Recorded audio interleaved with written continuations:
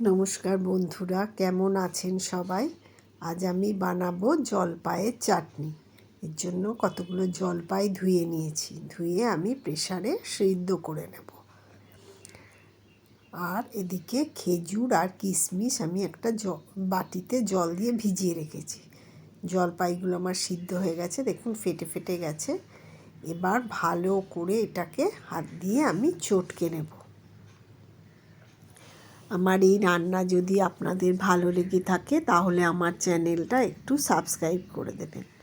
আর এইভাবে জলপাইয়ের চাটনি বানিয়ে খেয়ে আমাকে কমেন্ট করে জানাবেন কেমন লাগলো। এই যে জলপাইটা আমার চটকানো হয়ে গেছে।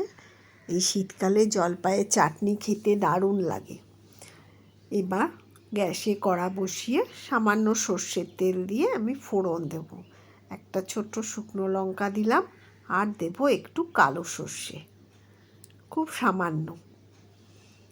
সর্ষেগুলো যখন পুটপুট করে ফুটবে, ফোড়নটা একটু নাড়াচাড়া করছি তেলের মধ্যে, যখন পুটপুট করে ফুটে উঠবে তখন আমি ওই সিদ্ধ করে রাখা জলপাইটা এর মধ্যে দিয়ে দেব।